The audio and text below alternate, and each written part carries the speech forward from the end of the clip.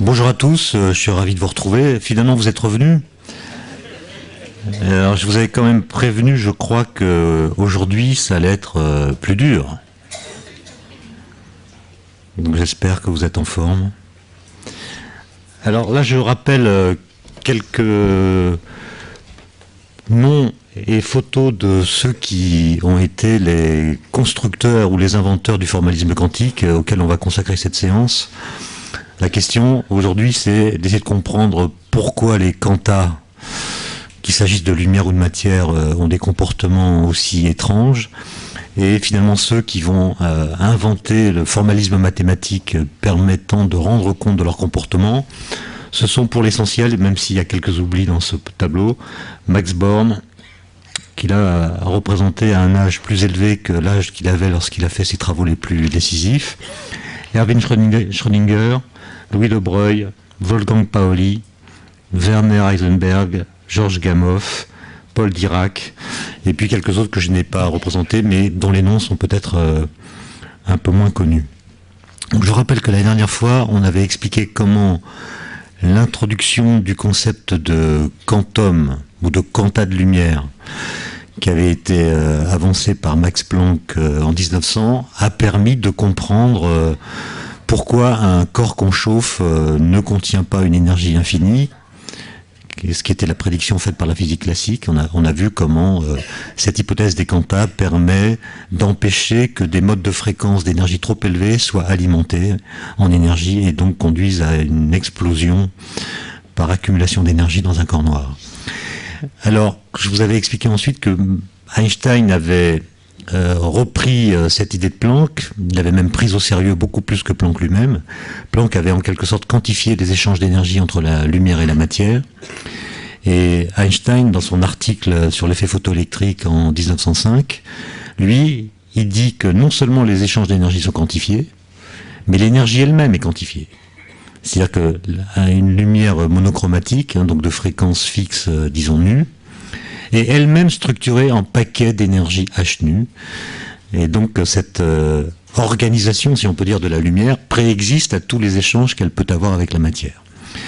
Et lorsqu'il écrit cela, Einstein est conscient d'une chose, il en parle d'ailleurs dans l'article, c'est que si on fait l'hypothèse, comme il le fait dans cet article de 1905, que la lumière est corpusculaire, puisqu'elle est constituée d'entités d'énergie bien définies, alors on ne comprend plus qu'elle puisse donner lieu à des interférences. Et donc, il met le doigt sur ce qui va devenir une énorme contradiction. La physique classique, notamment l'électromagnétisme, décrit la lumière comme un phénomène ondulatoire. Et Einstein, avec ses quantas de lumière, vient expliquer que la lumière a une structure corpusculaire. Et c'est en contradiction avec l'observation des interférences lumineuses.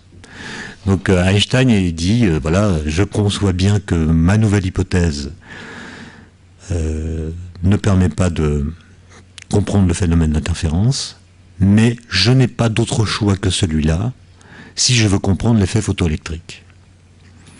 Alors l'effet photoélectrique, il a été découvert par Hertz dans les années 1860, je crois. C'est l'idée que, enfin c'est pas l'idée, c'est le phénomène par lequel, lorsqu'on envoie de la lumière sur un métal, eh bien ça peut provoquer l'apparition d'un courant électrique. Autrement dit, la lumière provoque la mise en mouvement d'électrons dans la matière.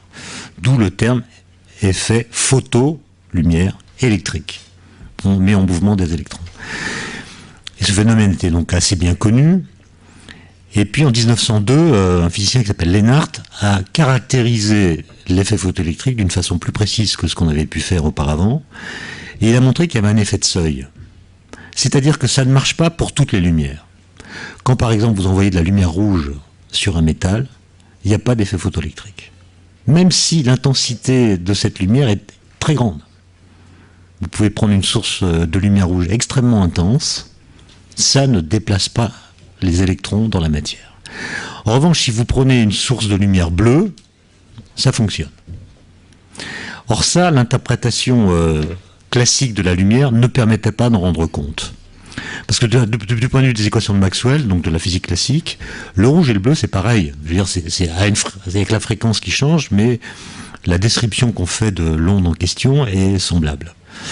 Et Lennart expérimentalement montre qu'il y a une sorte d'effet de seuil, et c'est cet effet de seuil qu'Einstein explique avec son hypothèse des quantas de lumière. Un quantum de lumière bleue contient plus d'énergie qu'un quantum de lumière rouge, parce que la fréquence du bleu est plus grande que la fréquence du rouge. Et comme la lumière est structurée par de tels paquets, si l'électron reçoit un quantum de lumière bleue, il reçoit suffisamment d'énergie pour quitter son atome d'origine et être mis en mouvement, alors que s'il reçoit un quantum de lumière rouge, eh bien l'énergie reçue n'est pas suffisante pour qu'il puisse s'extraire de son atome et être mis en mouvement. Donc c'est cet effet de seuil que Einstein explique avec son hypothèse des quantas de lumière. Et évidemment, il y a un problème qui reste entier, c'est comment comprendre les interférences lumineuses. Alors là, j'ai représenté une interférence entre deux ondes lumineuses qu'on appelle des ondes planes. Donc c'est des ondes qui sont très bien organisées. Vous voyez, les fronts d'onde sont parfaitement parallèles. Ce sont des sortes de lignes droites. Vous avez donc une onde qui arrive comme ça, une onde qui arrive comme ça, et il y a une zone dans laquelle elles interfèrent. C'est-à-dire que les endroits où l'amplitude de l'onde est positive peuvent s'ajouter aux amplitudes positives de la deuxième onde, et puis il y a d'autres endroits où les endroits où l'onde a une amplitude positive s'ajoutent à des endroits où l'amplitude de l'autre onde est négative, de sorte que la somme des deux fait 0. Donc vous avez des zones plus intenses, c'est les zones noires ici, et puis des zones dans lesquelles l'amplitude lumineuse est nulle, c'est les zones blanches. C'est ça qu'on appelle le phénomène d'interférence. Et en fait, l'expérience qui avait permis de découvrir ces interférences lumineuses, c'est celle que je rappelle ici, l'expérience des fentes de Young. Donc vous avez ici une source de lumière qui envoie des ondes qui sont elles sphériques, hein, donc les arcs de cercle ici traduisent les endroits où les amplitudes en un instant donné sont les mêmes. Vous envoyez cette lumière sur une plaque sur laquelle on a percé deux petites fentes.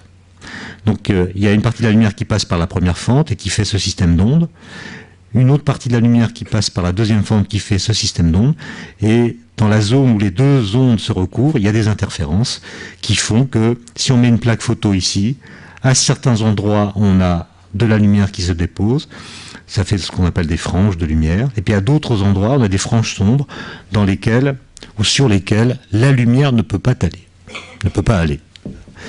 Et c'est la découverte de ces interférences qui a convaincu les physiciens au début du XIXe siècle, qui a fini par les convaincre, parce qu'il y a un débat assez intense, que la lumière avait une structure ondulatoire. Alors maintenant, si la lumière n'est plus une onde, mais faite de corpuscules de lumière, eh bien, on ne doit pas avoir d'interférence. Hein. Un corpuscule de lumière, il passe soit par la première fente, soit par la deuxième, soit il passe pas du tout parce qu'il bute sur la plaque qui est ici. Et quand on regarde ce qui se dépose ici, on ne voit pas d'interférence, on voit une courbe à peu près continue, régulière. Hein.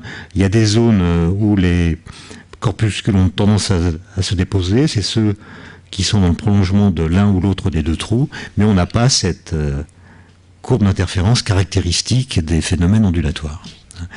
Alors, qu'est-ce qui se passe si on fait cette même expérience des fentes de Young avec des électrons ?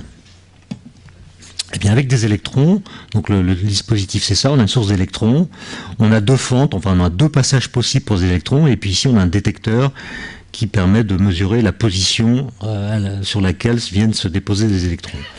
Alors voilà ce qui se passe au début. Au début, vous voyez que vous avez un petit nombre de tâches qui montrent donc des électrons qui se déposent sur la plaque photo de façon ponctuelle. Donc quand vous voyez ça, vous dites finalement les électrons sont bien des petites billes.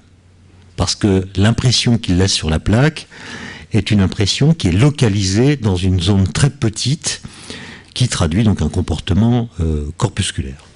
Et puis vous attendez, d'autres électrons se déposent et vous avez l'impression qu'ils se déposent à peu près partout, comme le feraient des petites billes. Et puis quand le temps de l'expérience devient très grand, eh bien vous voyez que les électrons en fait ne se déposent pas de façon quelconque. Ils ont tendance à se répartir sur certaines franges et à éviter d'autres franges qui séparent les franges où leur arrivée est possible. Donc on voit apparaître petit à petit des interférences. Alors que, en l'occurrence, les électrons ne sont envoyés qu'un à la fois. D'accord, donc on ne peut pas imaginer qu'il y ait des collisions entre eux, des interactions entre eux. Il n'y a qu'un électron qui est envoyé à la fois dans le dispositif expérimental. Et ils ont un comportement qui semble être très ambigu.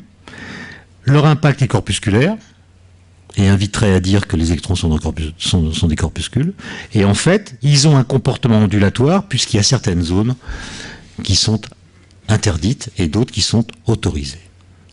Et par exemple, si vous prenez cette position-là, cette position qui est entre deux fentes qui ont l'air d'être possibles, là, les électrons ne peuvent pas arriver ici. D'accord ? Ça veut dire que si vous n'ouvrez qu'une des deux fentes, par exemple, vous fermez celle-ci et la deuxième est ouverte, eh bien, cette position-là sera possible pour l'électron. Si maintenant vous ouvrez les deux fentes en même temps, vous donnez à l'électron deux chemins possibles pour arriver à cet endroit. Donc il devrait y en avoir plus.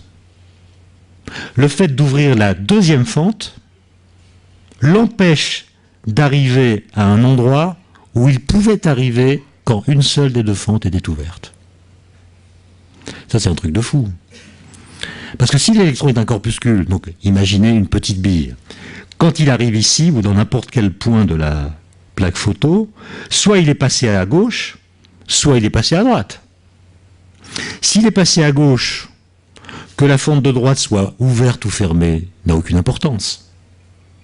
S'il est passé à droite, le fait que la fente de gauche soit ouverte ou fermée n'a aucune importance. Et bien on voit que ce raisonnement conduit à une contradiction, parce que lorsqu'on ouvre les deux fentes, l'endroit où l'électron pouvait aller lorsque l'une seule des deux fentes est ouverte devient inaccessible. On lui donne deux chemins possibles pour aller à un endroit donné, on multiplie les chances qu'il y arrive en quelque sorte, et cette ouverture des deux chemins possibles l'empêche d'aller là où un seul chemin lui permettait d'aller. Voilà le problème à résoudre. Et le problème va être résolu dans les années 25 par les physiciens que je vous ai présentés tout à l'heure. Alors, avant de vous expliquer comment ils ont procédé,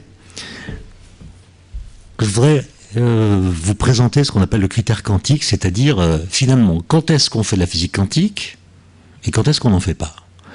Ou plus exactement, quand est-il nécessaire, quand on a affaire à un problème physique, d'utiliser la physique quantique, et quand peut-on se contenter de la physique classique? Alors le critère, il est le suivant. Quand on a un système physique, on peut le caractériser par une action. Une action, c'est une grandeur physique qui se mesure par le produit d'une énergie par un temps. Donc c'est des joules, l'énergie, multipliée par un temps, c'est-à-dire des secondes. Donc c'est une grandeur qui s'exprime en joules multipliées par des secondes. Et quand vous avez un système physique, vous pouvez caractériser ce système par son action typique. Vous prenez une énergie typique du système, une durée typique du système, vous faites le produit des deux, et ça vous donne l'action du système. Alors si vous aimez faire des calculs dimensionnels, vous verrez que le produit d'une énergie par un temps, c'est la même chose que le produit d'une longueur par une quantité de mouvement. Quantité de mouvement, c'est la masse multipliée par la vitesse, ce qu'on appelle l'impulsion. D'accord, ça a une certaine ça se mesure par une certaine unité physique, hein, c'est des masses multipliées par des vitesses. Eh bien, des masses multipliées par des vitesses, multipliées par des longueurs, ça fait quelque chose qui est exprimable en joules multipliées par des secondes. Donc l'action d'un système, c'est une énergie typique multipliée par une durée typique du système, mais c'est aussi une impulsion typique du système multipliée par une longueur typique du système. Hein, vous pouvez jouer sur plusieurs paramètres pour construire une action. D'accord ? Eh bien, le critère quantique grossier qu'on peut avancer, c'est que lorsque l'action du système est de l'ordre de la constante de Planck, qui elle aussi a la dimension d'une action, c'est des joules secondes, la constante de Planck, eh bien, la physique quantique est nécessaire. C'est-à-dire la physique classique est en pleine déroute. Vous ne pouvez pas l'utiliser, ou si vous l'utilisez, elle conduit à des résultats faux. En revanche, si l'action du système est très grande devant la constante de Planck, vous pouvez vous contenter de la physique classique. Alors pour que ce critère soit opératoire, il faut évidemment donner la valeur de la constante de Planck. Donc la valeur que j'ai indiquée ici, c'est h bar, on ne voit pas très bien la barre, je m'en excuse. C'est une notation qui a été inventée par Dirac. La constante de Planck, c'est h, et très souvent elle intervient dans les calculs comme étant divisée par 2π. Donc on voit dans les calculs h divisé par 2π. Et Dirac, qui n'aimait pas écrire trop de lettres, avait proposé cette notation h bar, donc un h barré. Il écrivait ça au lieu d'écrire h sur 2π à chaque fois, donc c'est ce qu'on appelle h bar. Et la valeur de h bar, c'est 1,05 10 puissance moins 34 joules seconde. Donc h, c'est cette grandeur multipliée par 2π. Je vous laisse faire le calcul. Et bien quand l'action du système est de l'ordre de h, vous faites de la physique quantique. Quand l'action du système est très grande devant h, vous faites de la physique classique. Quand je dis très grand, c'est par rapport à h, c'est vraiment très très grand par rapport à h. En fait, la frontière précise entre le monde quantique et le monde classique est encore un sujet de discussion. Alors on va prendre quelques exemples pour voir quels sont les objets qu'on peut traiter avec la physique classique et lesquels on ne peut pas traiter avec la physique classique. Ah, je prends une montre, notamment une aiguille. Une aiguille, ça a une largeur d'à peu près 0,1 mm, ça a une masse de 0,1 g, et la durée caractéristique d'une montre ou d'une trotteuse, c'est la trotteuse qui m'intéresse ici, vous êtes d'accord que c'est la seconde. Et bien à partir de ces trois grandeurs, la largeur, la masse et une durée caractéristique, je veux fabriquer une action, donc une grandeur qui a les dimensions requises, c'est-à-dire qui est l'équivalent d'une quantité d'énergie multipliée par une durée caractéristique. On peut construire cette grandeur comme étant le produit de la masse par le carré de la largeur divisé par la durée caractéristique. Ça, c'est bien la dimension d'une action. Et quand vous faites l'application numérique à partir des grandeurs que j'ai prises ici, vous trouvez 10 puissance 22 fois la constante de Planck. D'accord ? C'est-à-dire qu'une montre est un objet classique. Vous pouvez étudier le comportement, la dynamique d'une montre sans du tout avoir besoin d'utiliser la mécanique quantique. Maintenant, si je prends une antenne de radio, on va prendre une antenne typique de puissance 1 kW, je prends une fréquence qui est 1 MHz, bon, c'est des grandeurs typiques, c'est des fréquences radio, disons, et bien on peut définir une action qui est en fait la puissance divisée par le carré de la fréquence. La fréquence, elle est liée, la pulsation plus exactement, elle est liée à la fréquence, et quand vous faites l'application numérique, vous trouvez 3 10 puissance 23 fois la constante de Planck. D'accord ? Donc une antenne radio a une action beaucoup plus grande que la constante de Planck. Donc on peut faire de la radio sans se préoccuper de mécanique quantique. D'ailleurs la radio a fonctionné sans qu'on ait besoin de recourir au principe de la physique quantique. Maintenant on va prendre des choses un peu plus intéressantes pour nous, en tout cas pour ce cours. On va prendre l'atome, on va même prendre l'atome le plus simple, c'est-à-dire l'atome d'hydrogène. L'atome d'hydrogène, il est constitué, comme on l'a vu, d'un proton, c'est son noyau, autour duquel tourne un électron. Alors, il faut trouver des grandeurs caractéristiques de cet atome d'hydrogène.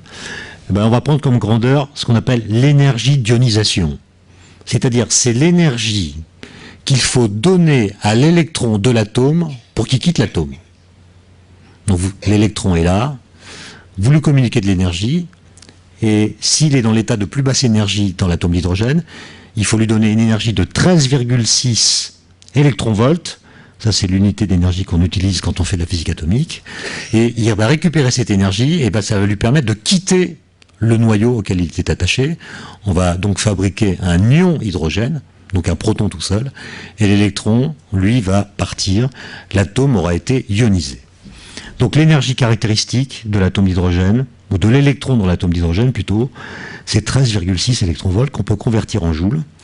Et ça correspond à une fréquence maximale, une fréquence dans le spectre qui vaut ceci. Bon, et quand vous faites le calcul, l'action c'est le produit d'une énergie par un temps, le temps caractéristique c'est l'inverse de la pulsation, et quand vous faites le calcul, vous tombez pile sur h bar, donc sur la constante de Planck. Donc l'action caractéristique de l'atome d'hydrogène, c'est la constante de Planck. Donc il est exclu de pouvoir étudier l'atome sans recourir à la physique quantique. Maintenant, on va prendre un système encore plus petit que l'atome, qui est le noyau de l'atome.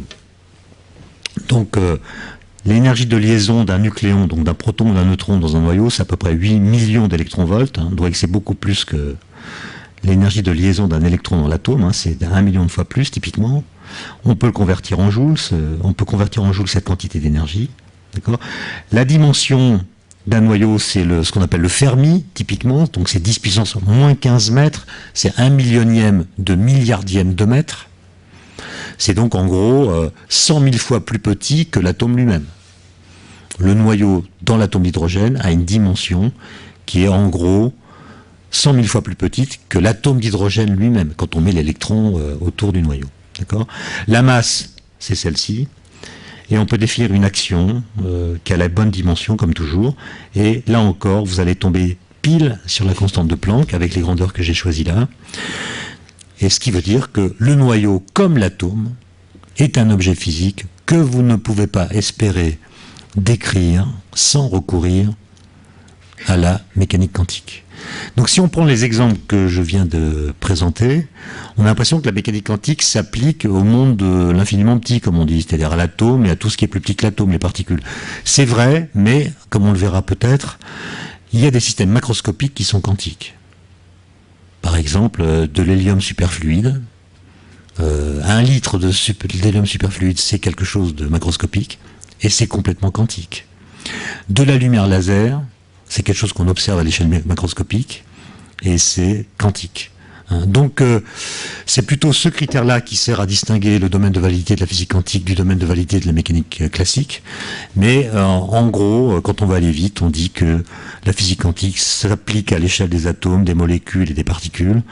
La physique classique s'applique plutôt aux objets macroscopiques. Alors maintenant, quelle est la grande percée théorique des années 20 ?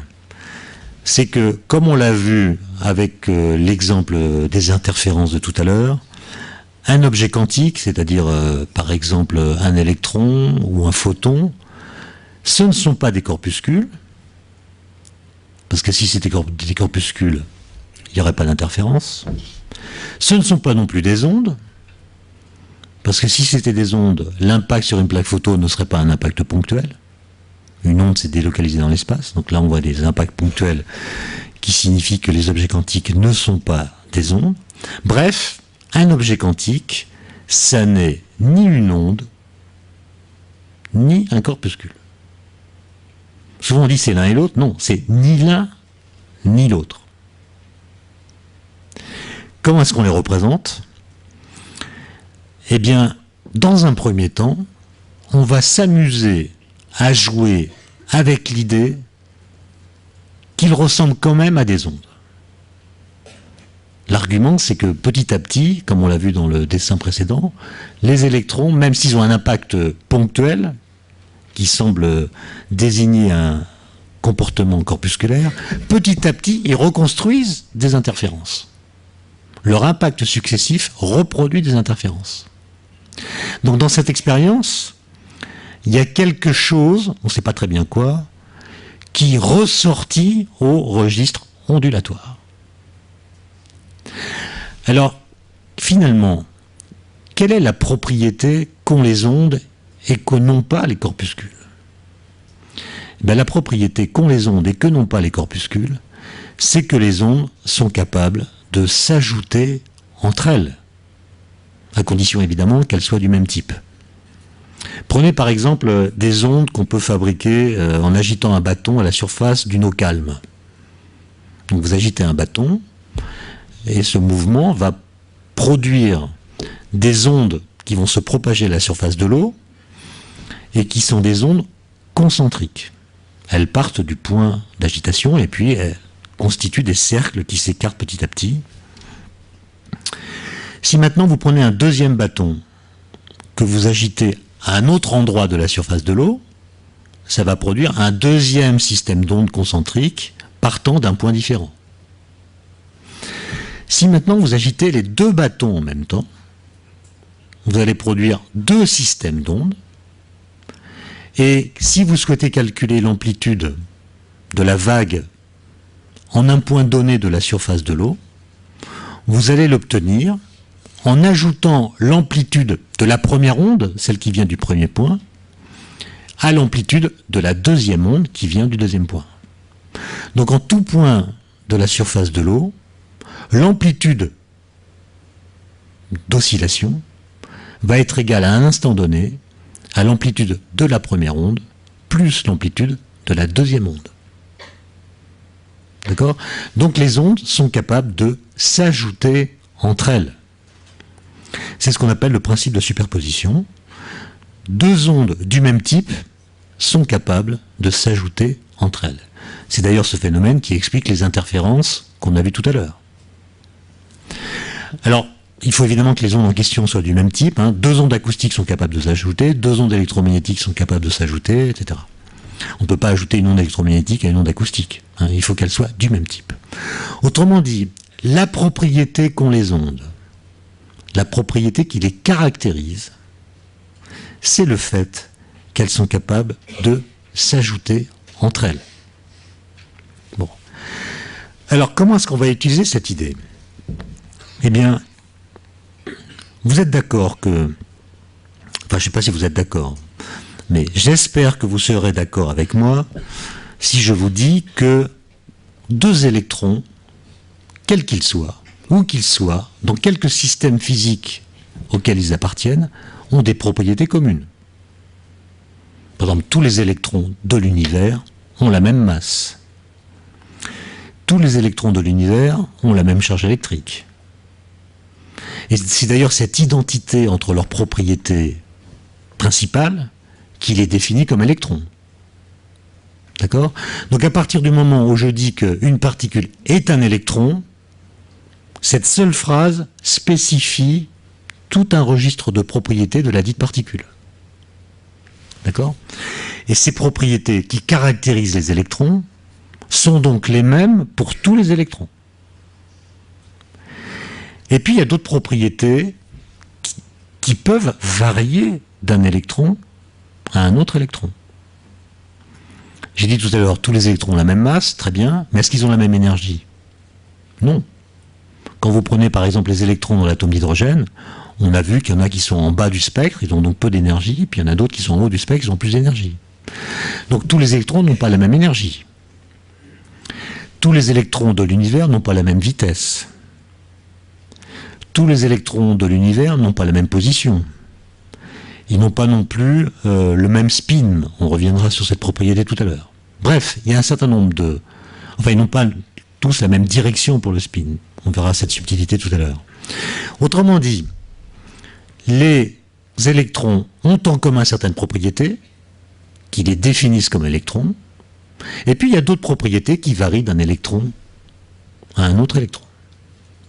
L'ensemble des propriétés qui varient d'un électron à un autre électron, on dira que c'est l'état de l'électron. Donc l'état physique d'un électron peut varier d'un électron à un autre électron. Tous les électrons ne sont pas dans le même état physique. Et la question, c'est comment va-t-on représenter l'état physique d'un électron en physique quantique? En physique classique, c'était très simple. L'état, c'était la position, la vitesse, l'énergie, des nombres qui caractérisent l'état physique de l'électron. Mais si l'électron n'est ni un corpuscule ni une onde, comment est-ce qu'on va caractériser son état?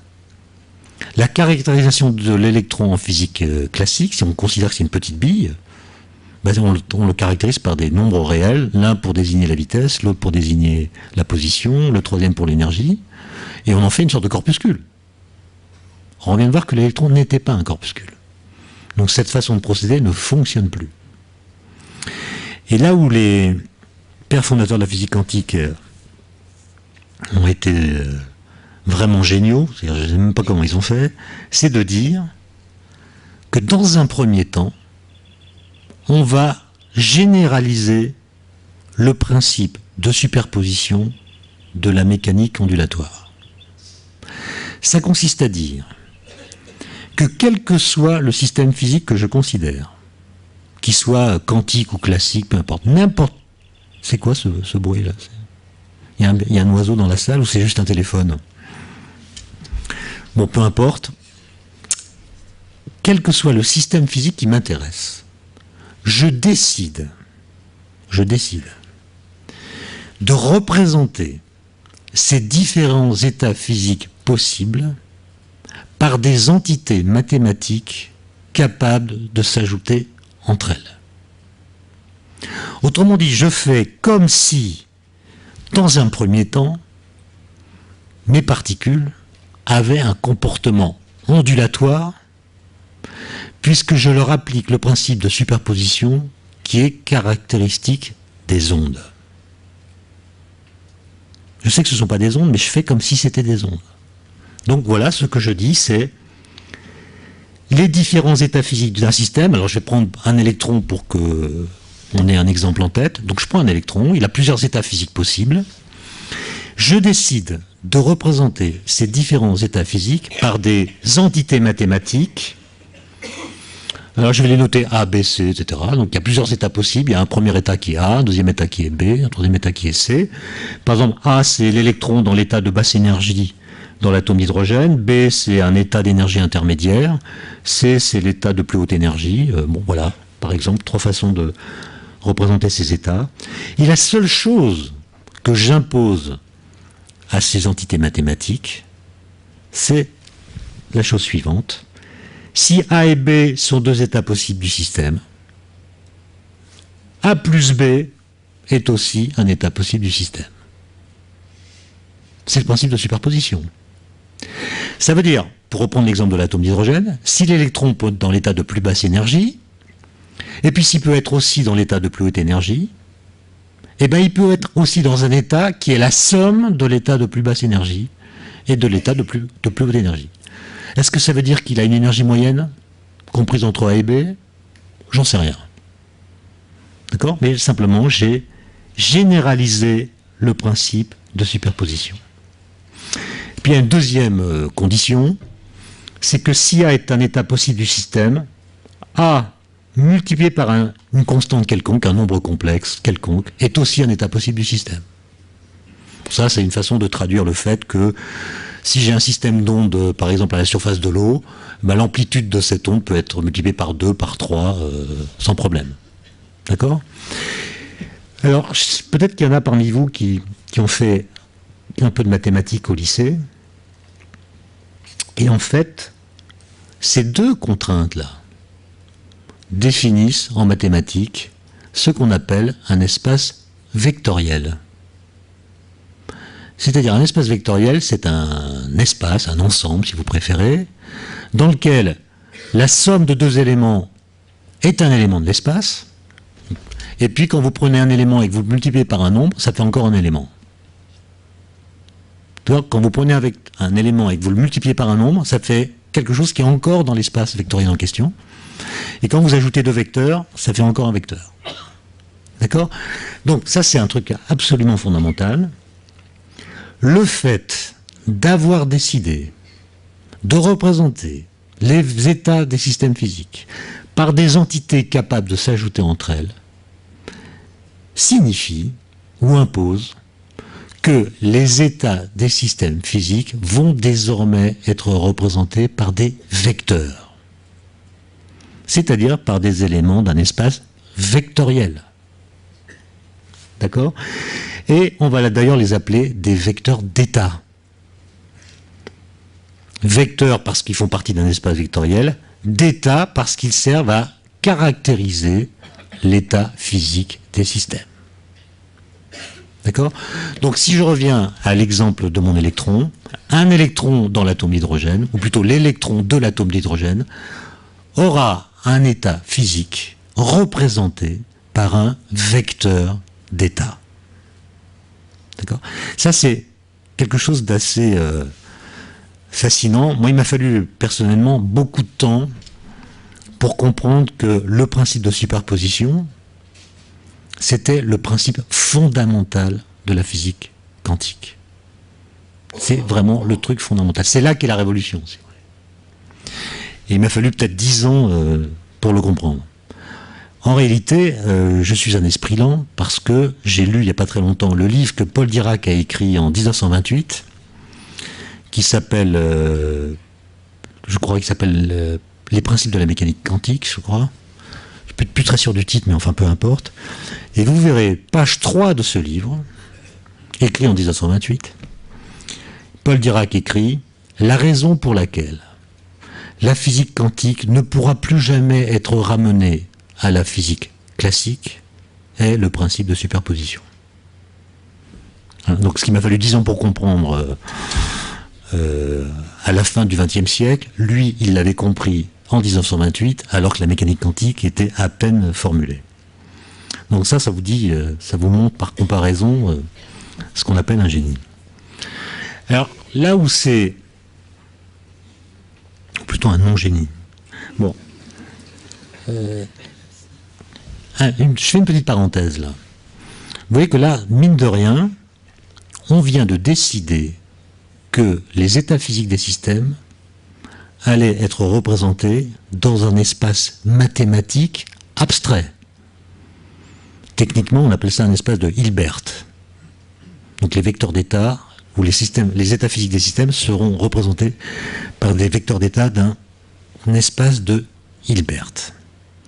Un espace abstrait qui peut avoir un nombre infini de dimensions, qui n'a rien à voir avec l'espace physique dans lequel nous faisons des expériences. Et donc, sans s'en rendre compte, on est en train de représenter les systèmes physiques d'une façon qui s'émancipe complètement de l'espace physique habituel. Et on est en train de créer les conditions où va se poser la question de l'interprétation de la physique quantique. Parce que finalement, nous allons faire des calculs très compliqués dans des espaces abstraits, et il va falloir établir une relation entre les résultats de ces calculs, qui sont dans des espaces mathématiques abstraits, et les résultats des expériences physiques, qui sont dans l'espace physique à 3 dimensions habituel. Comment est-ce qu'on va relier les deux? Nous nous sommes émancipés de l'espace physique, mais un jour il faudra y revenir puisqu'il faudra interpréter les expériences. Et vous voyez que on est en train de créer une sorte d'abîme entre le réel empirique, et sa représentation. On ouvre une brèche dans laquelle vont venir s'engouffrer toutes les questions qui traitent de la question, du problème, du lien entre le monde et sa représentation. Bon, alors, ces vecteurs d'état, pendant très longtemps, on les a appelés des fonctions d'onde. La notion de vecteur d'état est une généralisation de la notion de fonction d'onde. Ce sont des nombres complexes, donc des nombres non réels. Alors là, j'avais préparé un transparent pour expliquer pourquoi ça ne peut pas être des nombres réels. Bon, mais vous voyez des petites équations. Je ne vais pas m'y attarder. Simplement, juste vous dire que la raison pour laquelle les fonctions d'onde ne peuvent pas être complexes est liée, ne peuvent pas être réelles, pardon, et elles sont nécessairement complexes, est liée au principe de relativité. Pas de la relativité d'Einstein, la vieille relativité, celle de Galilée. C'est-à-dire que la longueur de quelque chose n'est pas dépendante de la vitesse de l'observateur. Et c'est cette contrainte-là de relativité qui impose que les fonctions d'onde soient complexes et non pas réelles. Pour ceux d'entre vous que ça intéresse, le calcul sera sur le site web, puisque j'ai donné mes transparents. D'accord ? Et ce qui est très intéressant, c'est de voir que le principe de superposition, à lui seul, permet de déterminer la forme de l'équation qui va piloter l'évolution dans le temps du vecteur d'état. Alors historiquement, c'est pas comme ça que ça s'est passé. Je vous ai raconté brièvement la dernière fois que Schrödinger a trouvé l'équation de Schrödinger à l'issue d'un épisode érotique fulgurant et tardif. Il était avec l'une de ses maîtresses, ça a duré 15 jours, et quand il est rentré, il avait l'équation de Schrödinger. Il n'a jamais vraiment expliqué quels sont les raisonnements par lesquels il a dû passer pour arriver à ce résultat magnifique. On sait simplement que il avait eu la thèse de de Broglie. De Broglie disait qu'à toute particule on peut associer une onde. Et Schrödinger s'est posé la question de savoir quelle était l'équation d'évolution des ondes associées aux électrons dans l'atome d'hydrogène. C'est en réfléchissant sur cette question qu'il est arrivé à l'équation de Schrödinger.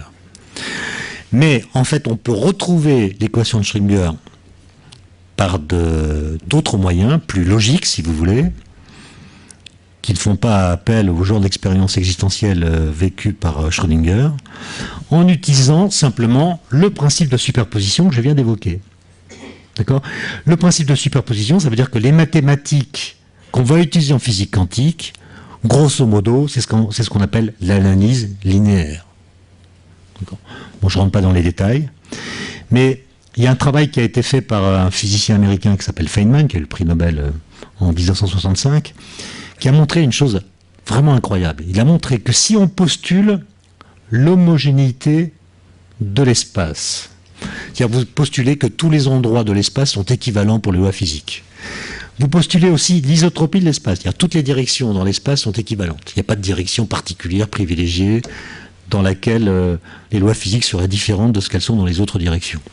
Et si vous postulez aussi le caractère homogène du temps, caractère homogène du temps, ça veut dire que tous les instants du temps, pour ce qui est des lois physiques, sont équivalents. Les lois physiques ne changent pas au cours du temps. Tous les instants du temps sont les mêmes pour les lois physiques. Ce qui change, ce sont les conditions physiques, c'est pour ça qu'il y a une histoire. Mais les instants du temps sont tous équivalents pour ce qui est des lois physiques. Ben vous mettez ces trois conditions, vous y ajoutez le principe de superposition, eh bien ça vous montre, ça vous mène tout droit à l'équation de Schrödinger.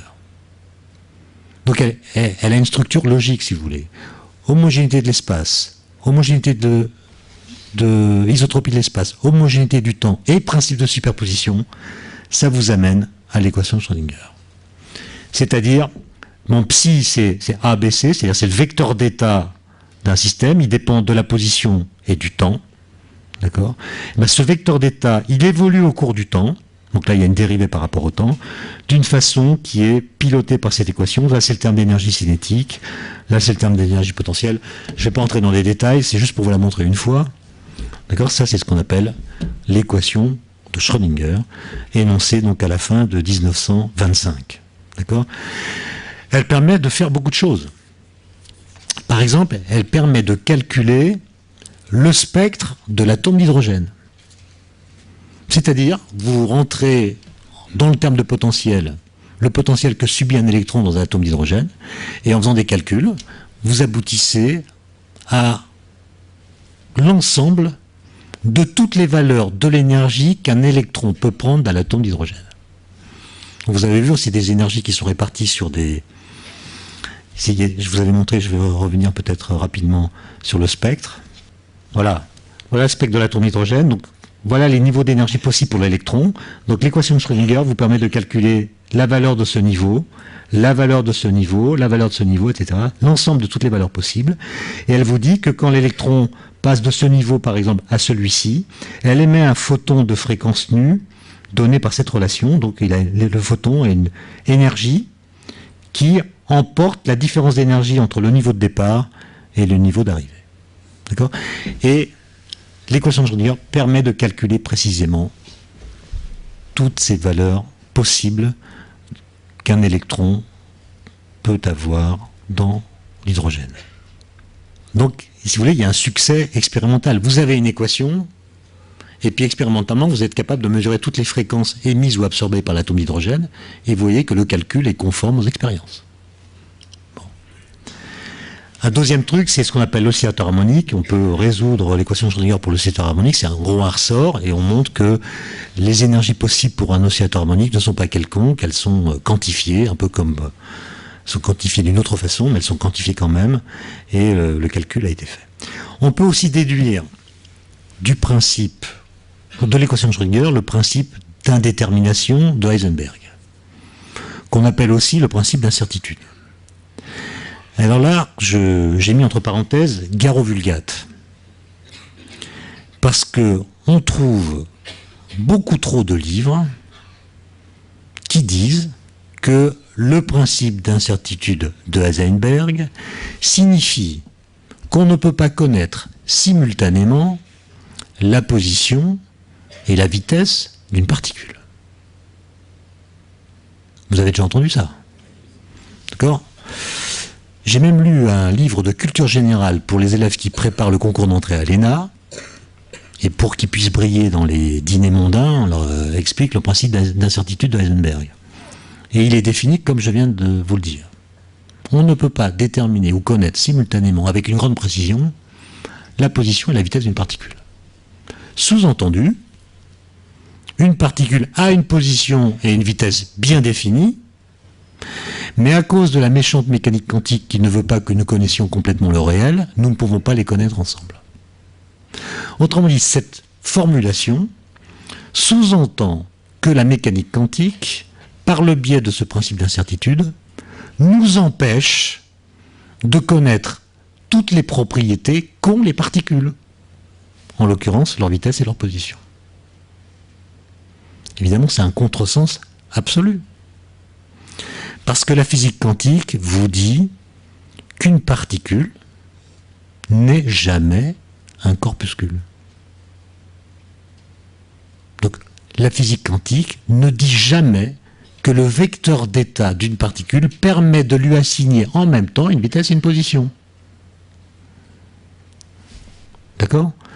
Autrement dit, la formulation en forme de ritournelle du principe de Heisenberg signifie que les particules sont des corpuscules, mais que nous ne pouvons jamais les voir comme telles.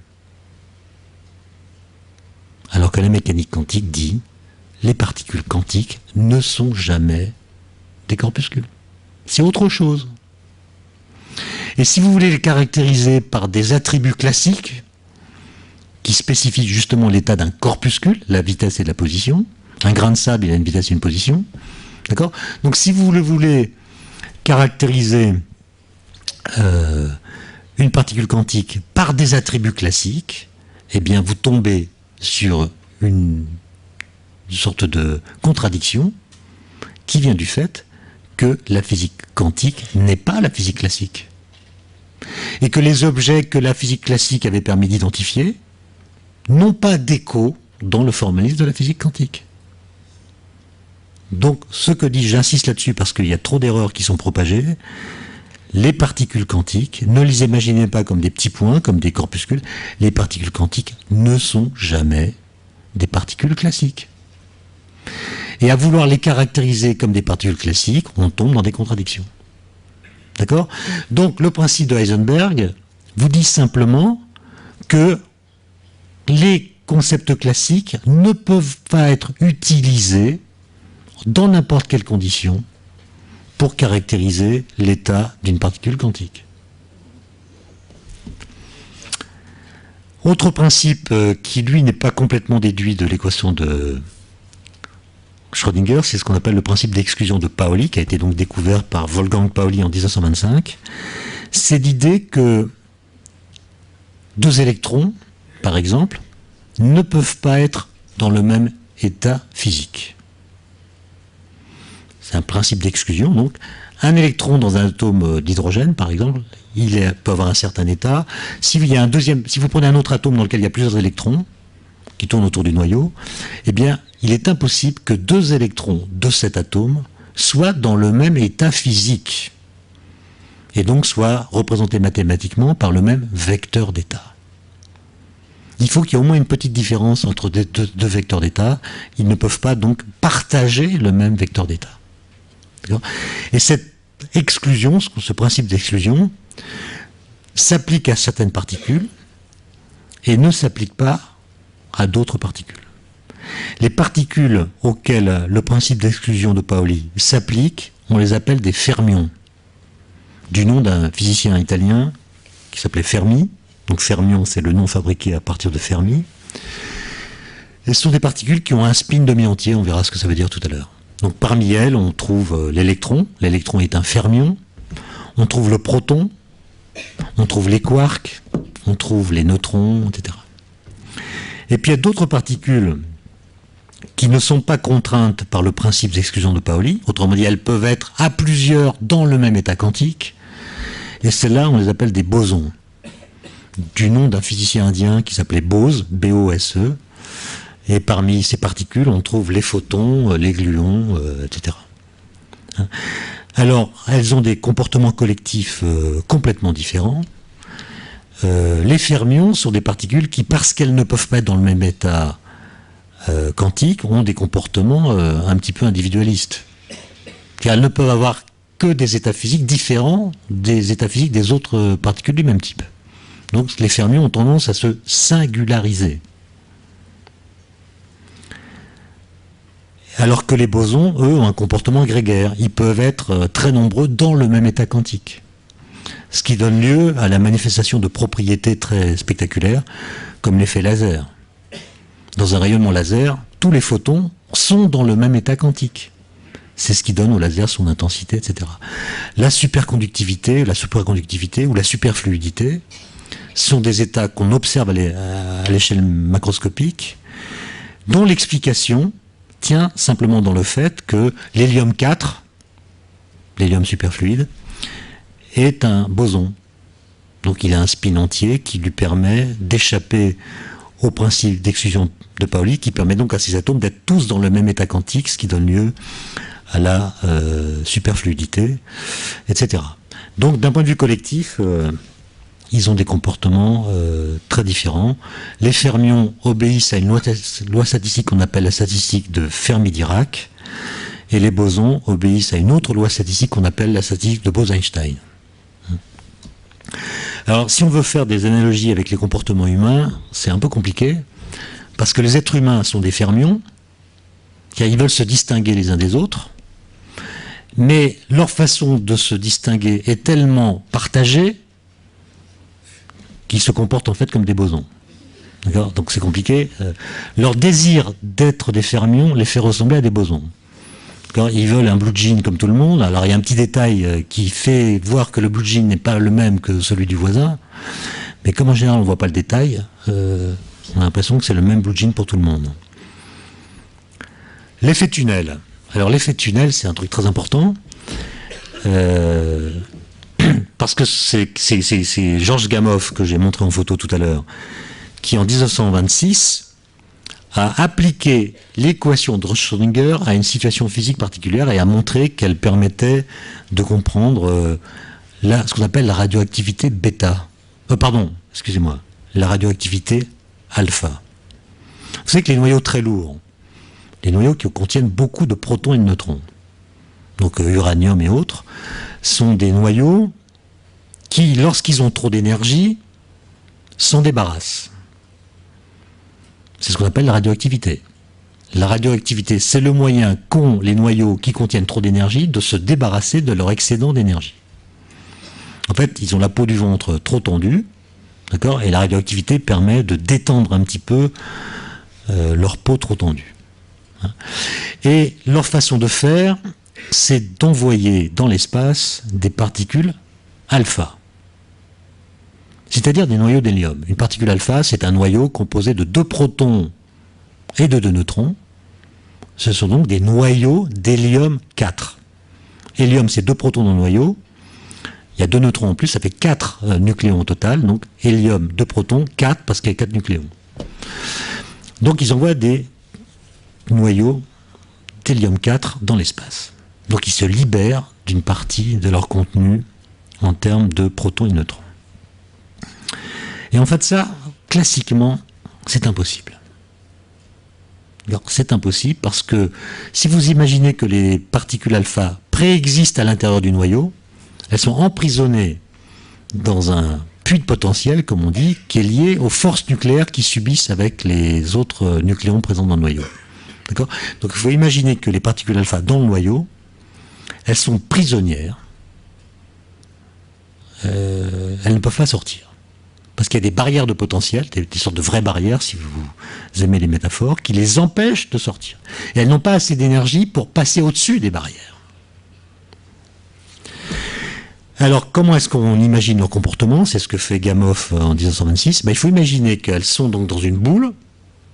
À l'intérieur de cette boule, elles ont un mouvement qui est à peu près libre. Et elles passent leur temps à rebondir sur les parois de la boule. Et elles ne peuvent jamais en sortir. Mais ce que montre Gamow, c'est que grâce à l'équation de Schrödinger, la probabilité qu'elle traverse une barrière qui est classiquement interdite est non nulle. D'accord ? Donc elles font des allers-retours, et à chaque fois qu'elles cognent sur une paroi, la probabilité qu'elle traverse est très faible, mais non nulle. Et donc, à force de faire des allers-retours et de rebondir, arrivera un moment où cette probabilité sera convertie en possibilité et elles sortiront. D'accord ? Vous êtes d'accord que quand vous jouez au dé, la probabilité que vous obteniez un 6 est non nulle. Donc, à force de lancer le dé, vous tomberez nécessairement sur un 6. Le nombre de fois au bout duquel vous obtiendrez le 6, vous ne le connaissez pas. Mais vous savez que si vous faites un très grand nombre de lancers de dés, vous tomberez sur le 6. Eh bien, la particule alpha qui est contenue dans le noyau, nécessairement, si l'effet tunnel, comme on l'appelle, est possible, devra un jour sortir du noyau. Et donc, on a pu comme ça comprendre la radioactivité alpha, qui était complètement incompréhensible quand on s'en tenait aux lois classiques. Et la métaphore qu'a utilisée Gamow pour avoir cette idée de l'effet tunnel, c'est le football. D'accord ? La particule alpha, c'est le ballon. L'équipe adverse, c'est la barrière de potentiel. L'équipe adverse, elle est censée empêcher que le ballon aille jusqu'au but. Donc elle fait de la résistance. Elle se comporte comme une barrière de potentiel qui fait obstacle au mouvement du ballon. Et de temps en temps, il y a des buts. Pourquoi il y a des buts ? Parce que l'équipe attaque, et à chaque fois qu'elle attaque, il y a une probabilité non nulle que le ballon aille dans le but par effet tunnel. Prenez le goal, si vous préférez. Le goal, c'est la barrière de potentiel. Donc par effet tunnel, ça peut rentrer dans le but. Et plus il y aura d'attaques, plus la probabilité qu'il y ait un but sera élevée. Il n'y a qu'au Paris Saint-Germain qu'on n'a pas encore compris cette loi d'évidence. D'accord ? Donc la particule alpha, plus il y aura évidemment d'aller-retour, et plus la probabilité qu'elle sorte. Bon, voilà, je crois que j'en ai assez dit pour l'équation de Schrödinger. En plus, il est midi, je suis très en retard. Je voudrais simplement insister sur le fait que l'équation de Schrödinger, qui a été donc écrite en 1925, est une équation qui n'est pas relativiste. Cette équation n'est valide que lorsque la vitesse de la particule est négligeable devant la vitesse de la lumière. Par exemple, l'atome d'hydrogène, c'est un peu limite. La vitesse caractéristique de l'électron autour du noyau dans l'atome d'hydrogène, c'est à peu près 1/100 de la vitesse de la lumière. Bon, 1/100, c'est très petit devant 1, mais quand même, dans l'atome d'hydrogène, il y a des effets relativistes qui ne sont pas pris en compte par l'équation de Schrödinger. Vous voyez que l'équation de Schrödinger, elle a un domaine de validité qui est très limité en termes de vitesse.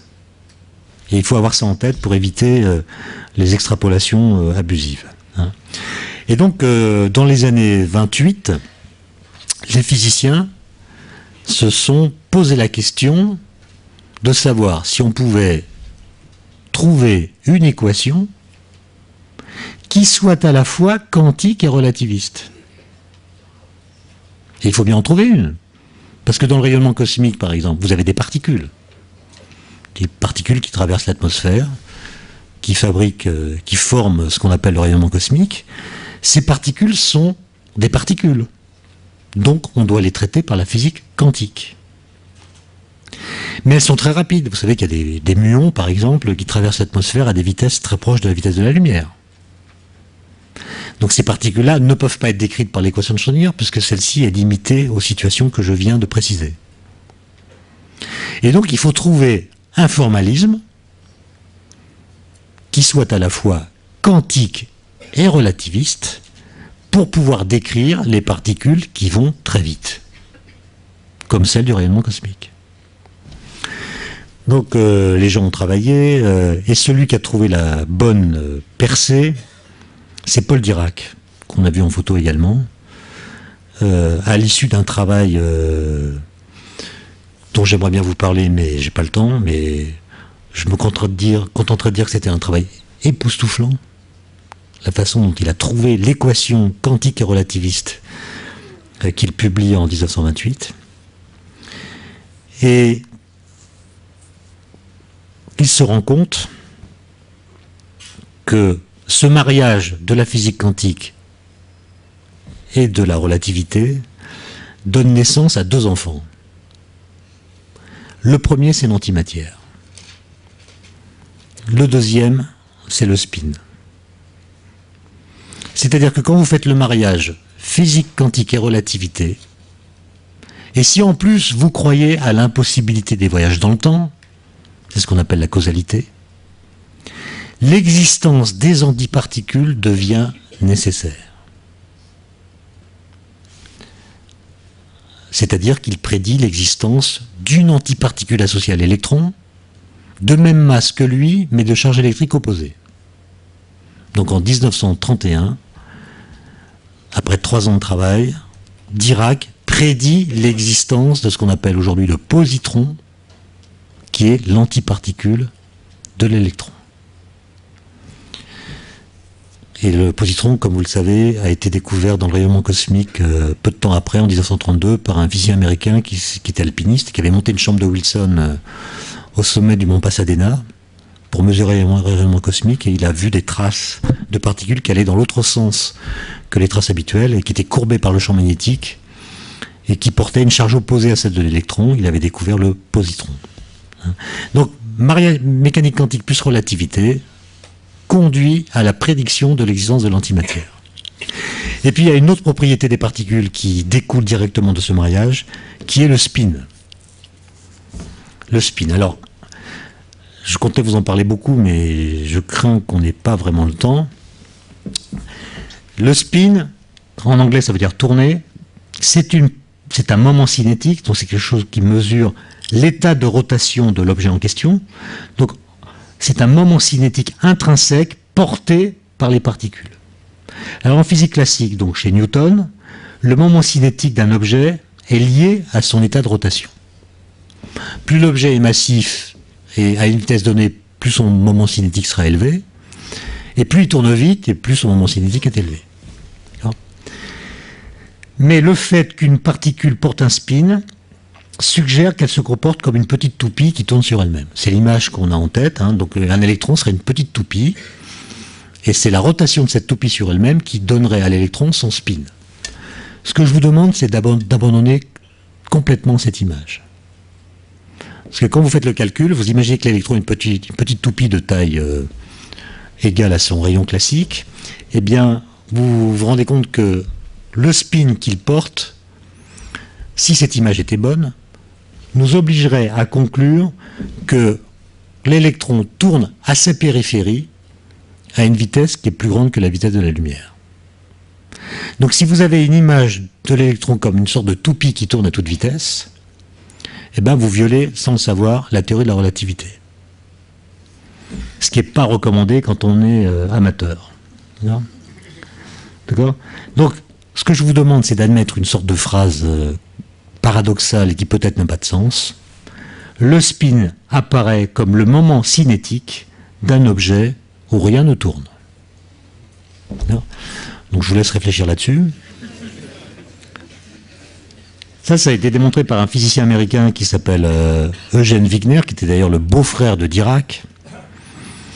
Et en 1940, il a montré, en utilisant ce qu'on appelle la théorie des groupes en mathématiques, que le spin est une propriété naturelle des particules, dès lors que l'on se place dans un contexte à la fois quantique et relativiste. Quand vous êtes dans un contexte quantique et relativiste, qui est le contexte adéquat pour décrire les particules quantiques en n'importe quelle circonstance, eh bien il y a un certain nombre de règles qui s'imposent à vous, et que Wigner, qui est en photo ici, là je ne sais pas si je vais vous raconter ça, parce que c'est peut-être un peu compliqué. Ouais,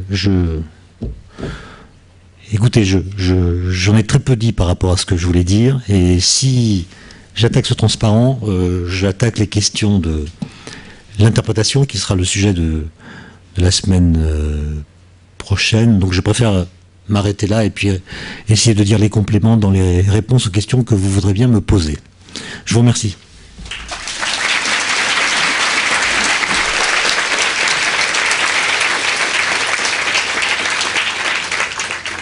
Bon, on va prendre 20 minutes, hein, c'est ça, Étienne, environ oui. de questions, parce qu'il y a un impératif à 12h30. Donc, levez la main, voilà.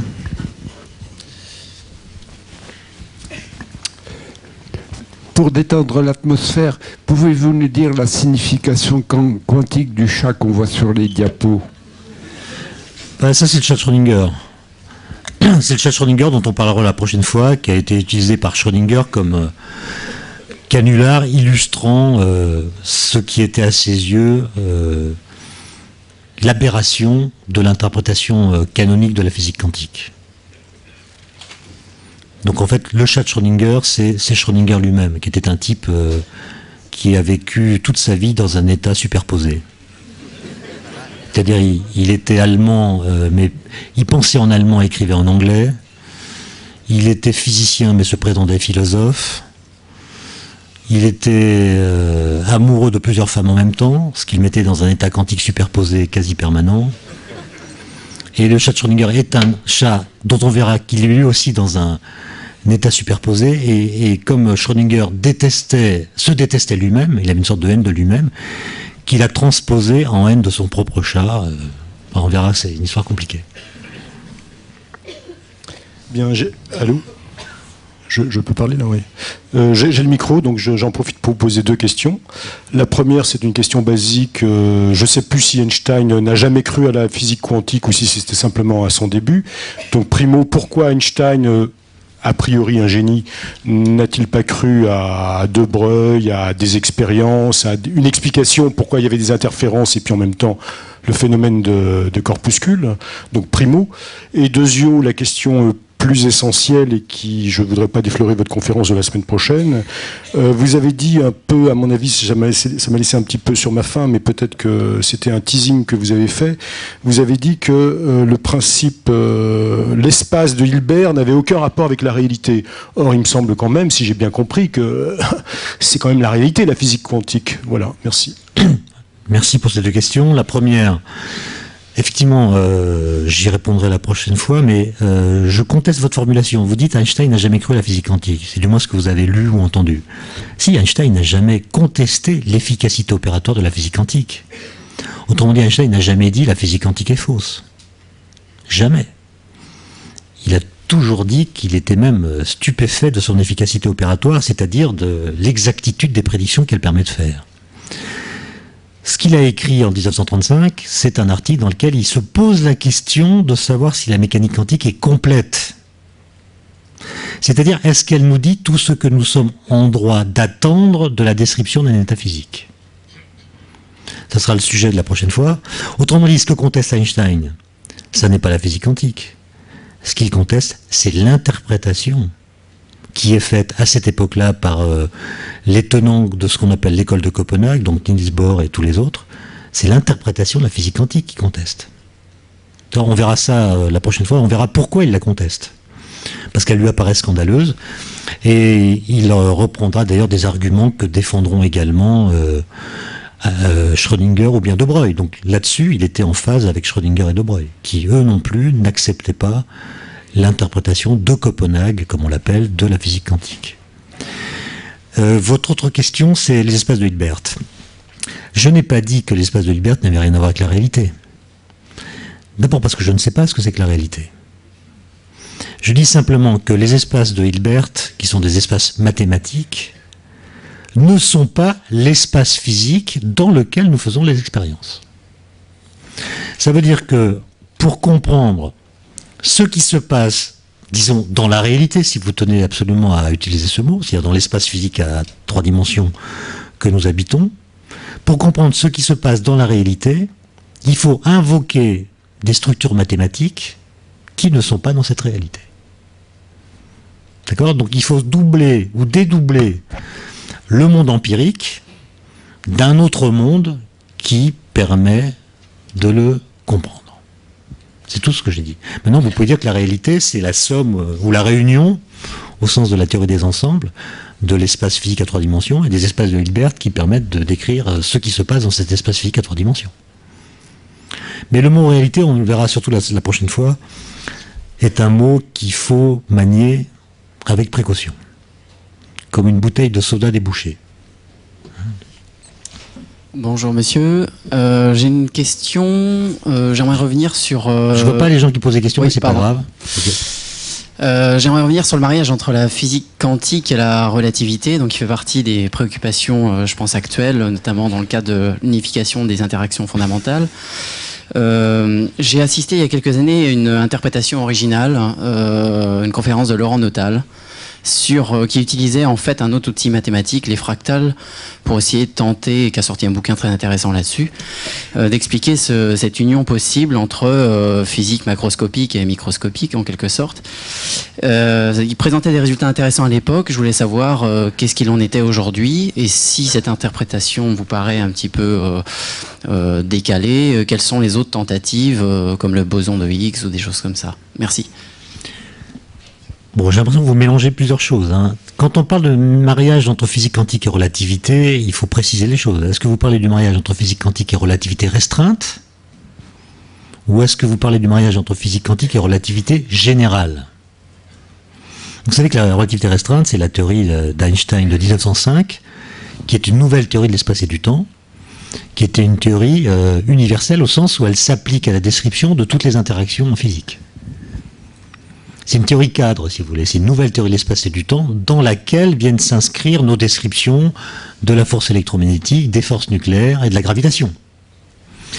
Alors que la théorie de la relativité générale est une théorie de la gravitation. C'est une théorie spécifique de la gravitation. On n'a pas de problème pour marier la physique quantique et la relativité restreinte.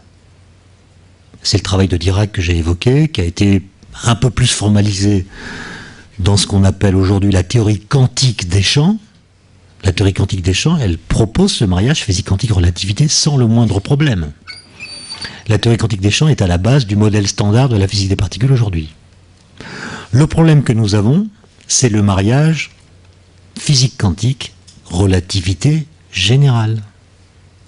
Autrement dit, c'est notre description de la gravitation que nous ne parvenons pas à glisser dans le cadre de la physique quantique. D'où la nécessité de choisir des hypothèses très audacieuses, du genre augmenter le nombre de dimensions d'espace-temps, c'est ce que propose la théorie des cordes, ou d'autres voies plus ou moins exploratoires.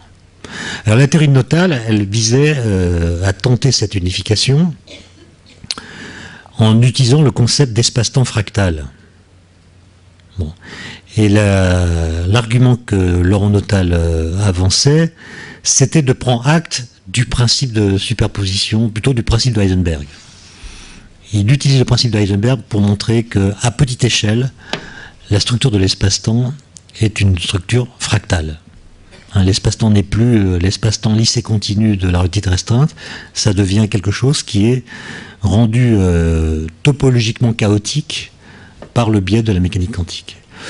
Bon, le problème, c'est que cette théorie, que je ne veux pas juger ici, parce que ça nous mènerait trop loin, n'a pas un pouvoir prédictif très spectaculaire, et j'ai pas l'impression qu'elle suscite aujourd'hui un grand engouement.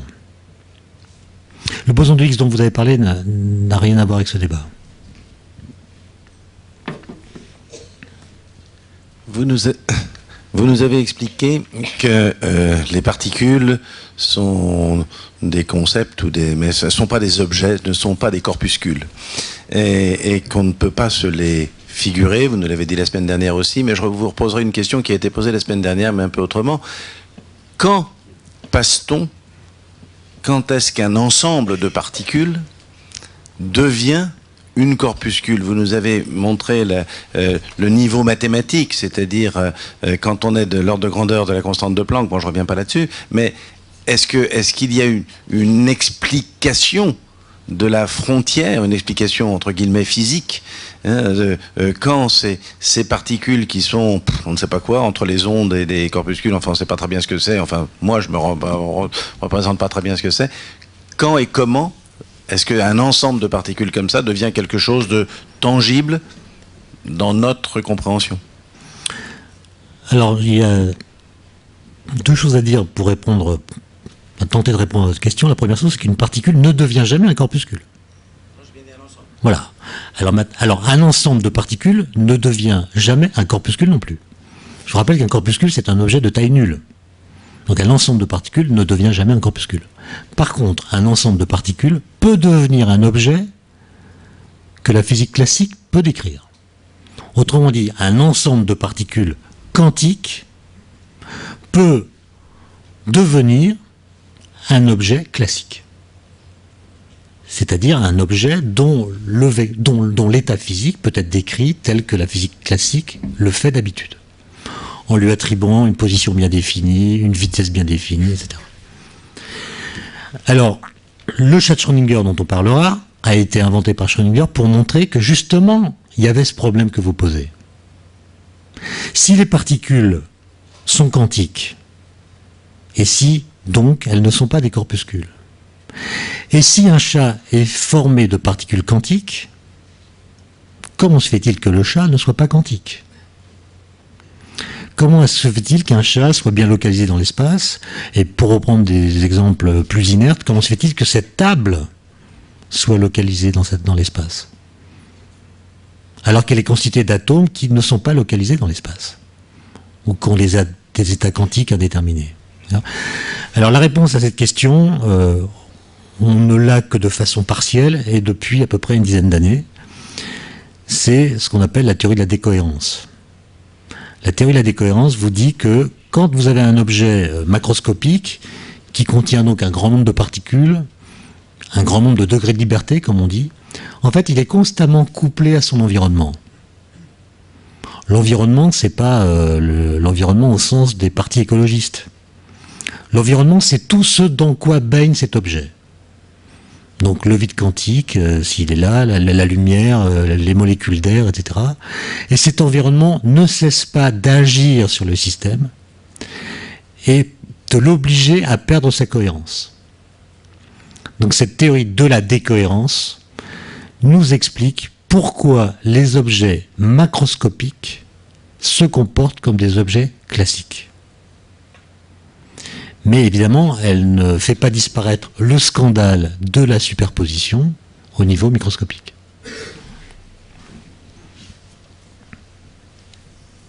Est-ce qu'il y a une autre question? Ah, oui. Vous nous avez dit comment ne pas interpréter le principe d'incertitude en prenant l'exemple appliqué à la position et à l'impulsion. Alors, est-ce que vous pouvez nous dire comment il faut mieux l'interpréter? Non, moi je pense que si vous voulez, les vulgates dont j'ai parlé sont ravageuses. Parce qu'elles laissent entendre qu'une mesure en physique quantique est imprécise. Il n'y a pas de flou quantique. On a beaucoup parlé de flou quantique. Claude Allègre a fait un livre, il parle tout le temps. Il n'y a pas de flou quantique. Quand vous faites une mesure de position en physique quantique, vous avez exactement la même précision qu'une mesure de position en physique classique. Autrement dit, les mesures quantiques ne sont pas plus imprécises que les mesures classiques. Simplement, quand vous demandez à une particule, par le biais d'un instrument de mesure, vous lui demandez, particule, quelle est ta position? La particule, si vous ne la titillez pas trop, dit, mais je n'ai pas de position. Mais si vous l'obligez à entrer dans un dispositif expérimental dont la fonction est de mesurer la position, vous allez torturer cette particule. Et sous la torture, elle va parler. Elle va dire, tu me tortures, ben moi je vais te dire ma position c'est X. Et elle va apparaître en une position X. Et vous allez dire, mais si j'ai vu cette particule à la position X, c'est qu'avant de faire la mesure, juste avant la mesure, la particule était déjà en X. Ben, la physique quantique vous dit non. Non. Avant, elle était représentée par un vecteur d'état qui la représentait comme une sorte d'ectoplasme délocalisé qui n'a pas de position bien définie. Et c'est le fait de lui poser la question de sa position qui l'oblige à prendre position. D'accord ? Mais avant, il n'y a pas de position, il n'y a pas d'impulsion bien définie. Il y a tout un ensemble de valeurs possibles.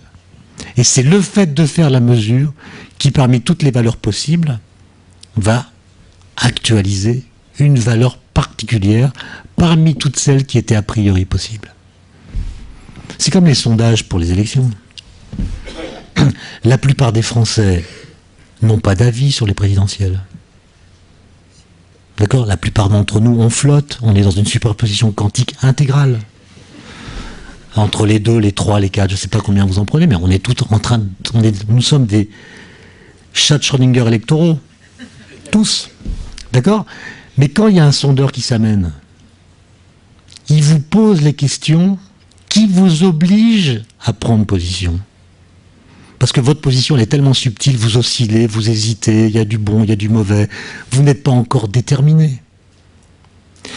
Mais le sondeur, il veut du oui ou du non.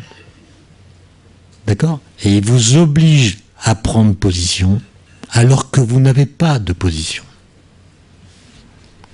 D'accord ? Et ça peut évoluer, votre paquet d'ondes, il va évoluer au cours du temps. D'accord ?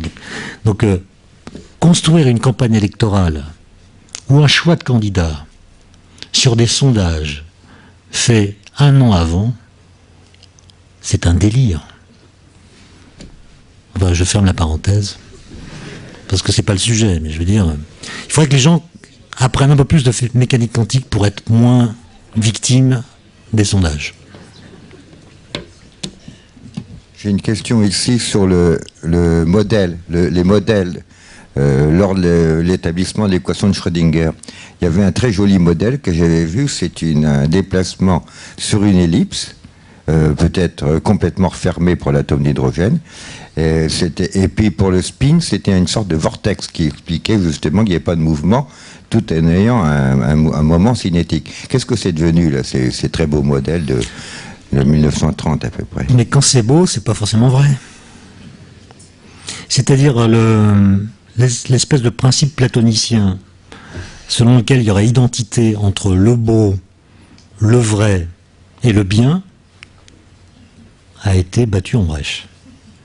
C'est pas parce que vous avez un beau modèle qu'il est juste. Alors, quand même, il y a des situations dans lesquelles des principes esthétiques peuvent servir de guide. Par exemple, Dirac, quand on lui demandait « mais comment as-tu fait pour trouver ton équation ?» Dirac ne parlait pas, hein, donc en général, on lui demandait « comment as-tu fait pour trouver ton équation ?» Il a répondu « je cherchais une équation qui soit belle ». Bon. D'ailleurs, il se fichait complètement de savoir si le positron existait. Hein. Il était sûr que son équation était belle. Comme elle était belle, elle était vraie, donc le positron existait. C'était même pas la peine d'aller le chercher. Et on lui disait « mais qu'est-ce que c'est pour toi une équation belle ?» Eh bien, il disait « si vous êtes mathématicien, vous comprenez ce que je veux dire. Et si vous n'êtes pas mathématicien, je ne peux pas vous l'expliquer. » Alors on peut raconter d'ailleurs une anecdote. Alors après on peut un peu peaufiner l'argument. En fait ce qu'il appelait belle, c'était une équation qui contient beaucoup d'invariants sous diverses transformations. C'est parce qu'elle contient beaucoup d'invariants qu'elle est capable de saisir des éléments de réalité. Bon, on pourrait en parler longuement, mais juste pour vous dire que la notion de beauté est une notion assez peu intéressante. C'est qu'en 1926, après que Schrödinger a écrit son équation, il y a eu un modèle concurrent en mécanique quantique proposé par Heisenberg, qu'on appelle la mécanique des matrices. Bon, donc Heisenberg représente les observables physiques par des matrices, et tout le monde trouve ça monstrueux parce qu'on perd la possibilité de représenter les phénomènes physiques dans l'espace-temps. Hein, donc vous avez un phénomène physique, vous ne pouvez même plus le dessiner sur un tableau. Gros scandale. On est emporté vers une abstraction terrible, dont on ne pourra plus jamais revenir. Alors que Schrödinger, lui, il avait son équation et il avait une interprétation de son équation qui permettait de décrire tous les phénomènes quantiques, notamment à l'intérieur de l'atome, comme quelque chose qui évolue dans l'espace-temps. Par exemple, pour lui, quand un électron passe d'une orbite à une autre, eh bien, ça se fait de façon continue.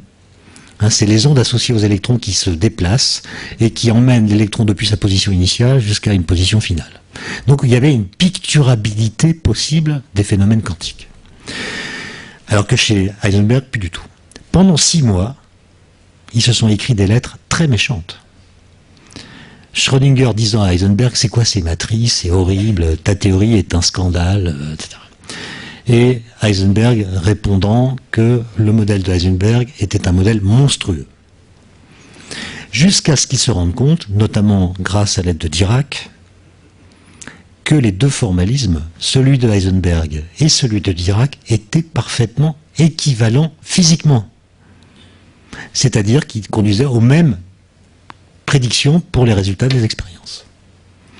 Donc vous voyez que la beauté subjective ou la laideur subjective qu'on pouvait apporter à l'une ou l'autre des deux versions du même formalisme était complètement subjective. Il n'y en a pas une qui était plus belle que l'autre, elles étaient équivalentes. D'un point de vue physique, même si mathématiquement elles se présentaient de façon différente. Donc méfions-nous de cette histoire de beauté. Il y a des tas de théories belles qui sont fausses, et il y a des théories peut-être justes qui ne sont pas très élégantes. Monsieur tout à l'heure a parlé du boson de Higgs. Bon, le statut du boson de Higgs dans le modèle standard de la physique des particules, c'est pas d'une élégance extrême. Mais il existe sans doute. Bon, il est 12h30. Non mais c'est pas une contrainte à 1 minute. Bon, alors on en prend une dernière. Oui. Pour l'électron, je croyais qu'on ne pouvait pas mesurer sa vitesse ou sa position parce que l'appareil de mesure influençait cet électron. Il y avait une interaction entre l'appareil de mesure... C'est ça le drame. La vulgate que vous rappelez, c'est celle-ci. L'électron a une position et une vitesse bien définies.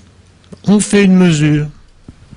La mesure perturbe l'électron, et du coup, la position qu'on mesure n'est pas celle qu'il avait. Ben non, il n'avait pas de position. Effectivement, on le verra la prochaine fois, la mesure va changer la représentation mathématique de l'électron, c'est-à-dire va changer son vecteur d'état. Son vecteur d'état nous dit l'ensemble des valeurs possibles de la position que l'on peut détecter si l'on fait une mesure. Et si on fait une mesure, effectivement, on voit l'une de ces positions se manifester. Ça ne veut pas dire qu'il avait cette position avant. D'accord ? Donc quand on dit la mesure perturbe le système mesuré, on comprend la mesure va changer la valeur de la variable qu'on mesure. Donc la mesure va introduire de l'erreur dans la variable qu'on a mesurée. Et on verra la prochaine fois que c'est un peu plus subtil. Mais votre formulation, je ne vous en fais pas du tout le reproche, montre les ravages des vulgates. D'ailleurs, c'est une erreur de traduction. Vous savez que c'est une erreur de traduction, principe d'incertitude. Parce que le mot qu'a utilisé Heisenberg dans son article, c'était Unsicherheit. Donc, effectivement, incertitude. Et puis, il s'est rendu compte qu'il y avait ce problème, et il l'a changé en Unbestimmtheit. Je ne suis pas très sûr des noms, mais je tente le coup. J'avais écrit ça dans un bouquin, mais je ne me souviens plus du mot allemand. Je crois que c'est ça. Donc, indétermination. Manque de chance, Paul Langevin, en France, avait déjà traduit le premier terme en incertitude. Et ensuite, il n'a pas fait la correction qui aurait permis, dès le début, d'appeler le principe d'Heisenberg le principe d'indétermination, plutôt que le principe d'incertitude. Et le principe d'incertitude, ajouté à la théorie de la relativité restreinte mal comprise, a servi aux philosophes postmodernes pour faire une sorte de relativisme ambiant. On ne peut pas connaître la réalité, tout se vaut, tout est relatif, etc. Que des contresens. La théorie de la relativité n'est pas un relativisme. La théorie de la relativité vous dit qu'effectivement, les durées et les longueurs sont relatives aux référentiels depuis lesquels vous les mesurez. Mais ça ne veut pas dire que tout est relatif. Ça veut dire que l'espace et le temps sont relatifs. Mais à partir d'eux, vous pouvez construire une quantité qu'on appelle l'intervalle d'espace-temps, qui elle est absolue. D'accord ? Donc au lieu de dire la relativité c'est du relativisme, c'est une théorie de l'absolu, la relativité. Einstein lui-même en 1933 a reconnu que l'appellation avait été désastreuse. Et le principe de Heisenberg, c'est pas du tout un principe qui limite notre puissance de connaître le monde physique. C'est un principe qui limite la puissance de connaître de la physique classique. Oui, on n'est pas du tout dans... On est dans un contresens total. Moi, j'aurais pas été reçu à l'ENA. Hein. Bon, ben, merci. Pour être reçu à l'ENA, il faut dire ce que vous dites. Vous voyez le comble ?